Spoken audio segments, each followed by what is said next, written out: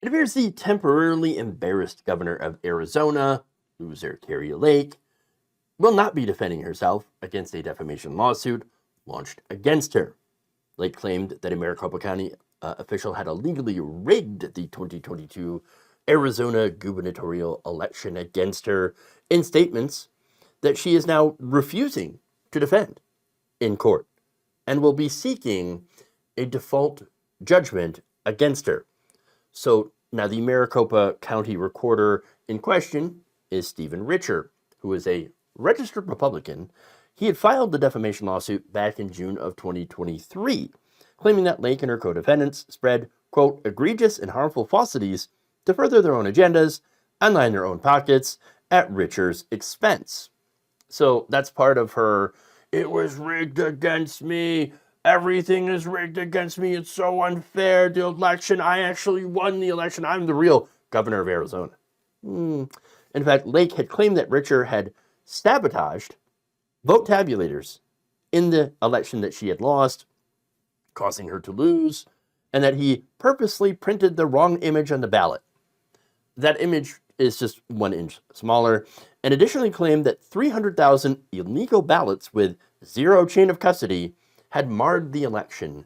Where's her evidence? I don't know. Just forget about the evidence. That was kind of the problem, right? Then again, for some of these, all these election deniers, you don't need evidence. The allegations alone had led to threats of violence and even death against Richer and his family. And we've seen this all over the country. Election officials, doesn't matter if you're Republican, doesn't matter if you're Democrat, doesn't matter if you're independent. If you're an election worker and you don't give right-wingers the result that they're looking for, that they want, they will come after you. They will threaten you, you and your family. That's why we've seen so many election officials quit, which actually will make these next upcoming elections worse because you have a lack of highly trained personnel. So that's not a good thing. I mean, that's going to make the accusations of fraud even worse when inexperienced people inevitably make mistakes. That's just what happens. So now, getting back to Richard.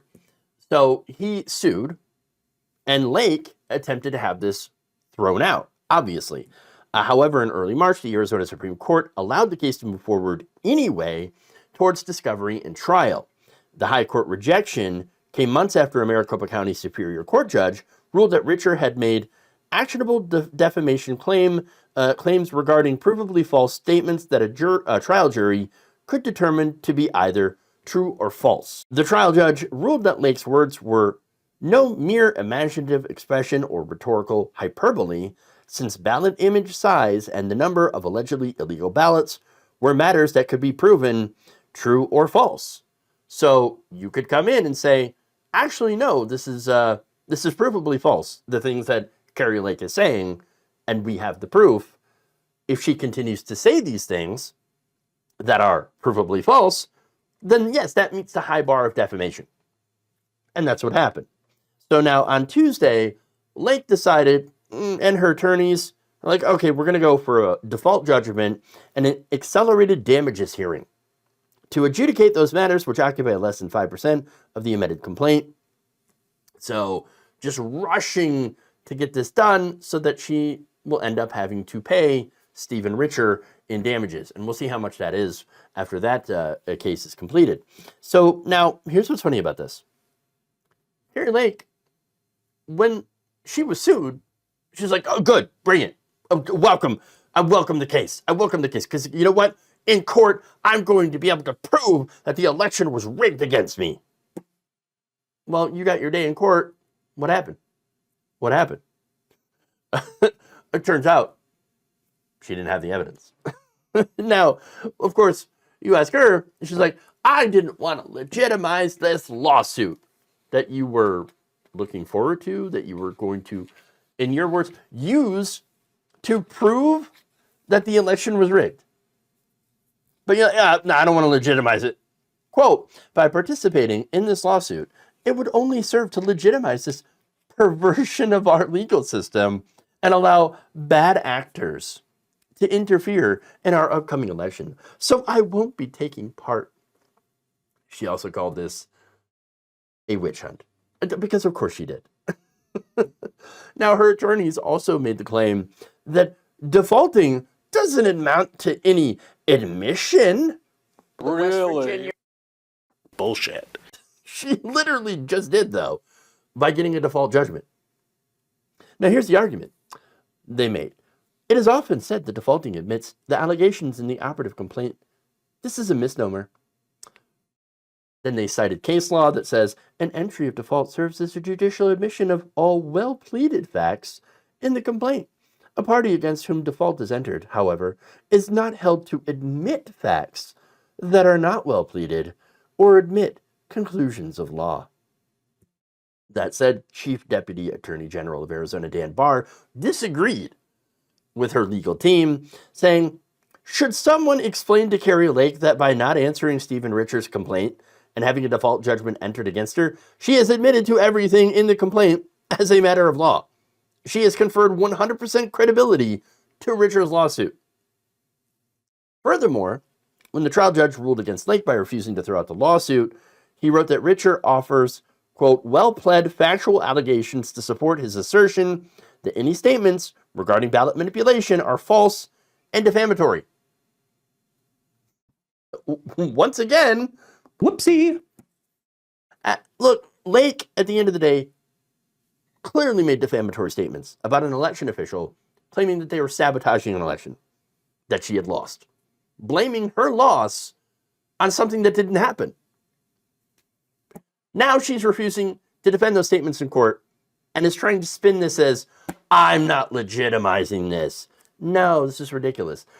Her actions make no sense for someone who claims to have the truth on their side. Okay, you don't do this when you actually have the truth on their side, because truth is an absolute defense, because you could prove it in this case. The only reason she can't prove it is because it never happened. So, now, Richer responded to the default judgment by saying this, a little bit of a celebratory tone. After months of doubling down and defending their lies across Arizona in the media and on social media, when push came to shove, the defendants decided to completely back down and concede that their lies were just that, lies. Because of their actions, my family and I have faced an endless barrage of threats, including calls for our execution. I have lost close personal relationships, I have had my reputation irreparably damaged. I have said from the beginning that no one is above the rule of law, and today further validates that belief. I look forward to entering the damages phase of this case.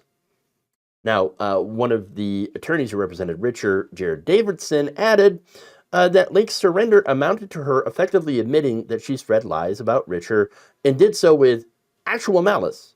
Again, that is a high bar to clear in a defamation action against a public official, but it was so egregious, so open, so clear what she did, that it hit that bar.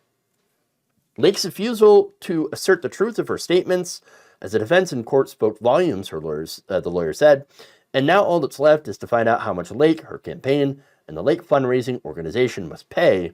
The only thing left to do now is determine the amount of the damage done to Mr. Richer as a result of defendant's misconduct. So, look, I hope it's a big amount. That said, my naive hope from this case would have been that Kari Lake and people like her would finally have to admit the truth, that there was no manipulation. Okay, there was no massive amounts of voter fraud, that you lost simply because you just didn't get enough votes. Sad day, you go and you try again later. Not everybody's going to win, but they have turned every single loss into, I couldn't have possibly lost. It must have been fraud. No, sometimes you lose because sometimes you're just a loser. That's part of life. Part of life. But unfortunately, her statement is a triple down. And that sucks, because no one's looking to learn from this at all. Look, the Republican Party, and this proves that the Republican Party is the party of election denialism now. 100%. They even go against their own members that refuse to buy into it. Stephen Richer is a Republican. There are Republicans all across the country that are elected officials or election workers that don't buy into this. They're being told, no, you have to believe in this now. If you want to be a Republican, this is what we believe now. We believe that all elections that we lose are because of fraud. Even though we can't prove it in any circumstance, it's still fraud because we just didn't win. I mean, that's what's going on here. And I think the only hope for this country now, and I hate that we're at this point, is that the Republican Party collapses in on itself and is replaced by another conservative party. Look, personally, I'd love to see more of a parliamentary system in this country.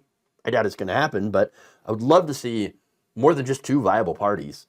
I'd like to see way more viable parties, leftist parties and right-wing parties, and actually have a contest of ideas and see who wins.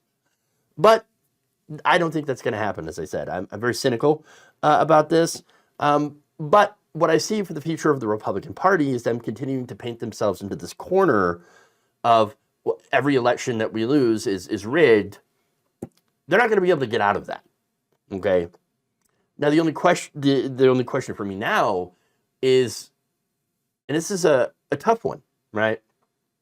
And it's I hate to have to ask it, but I'm just wondering how much damage they're going to do to the country, to the United States, before they're either forced to change somehow and reject everything that's related to Trump, election denialism, etc., because that's who's driving this mainly, or they collapse.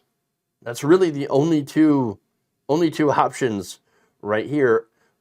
I guess you could say that there's a third, and that is a complete takeover by the Republicans, and that is an outcome that is too scary for words.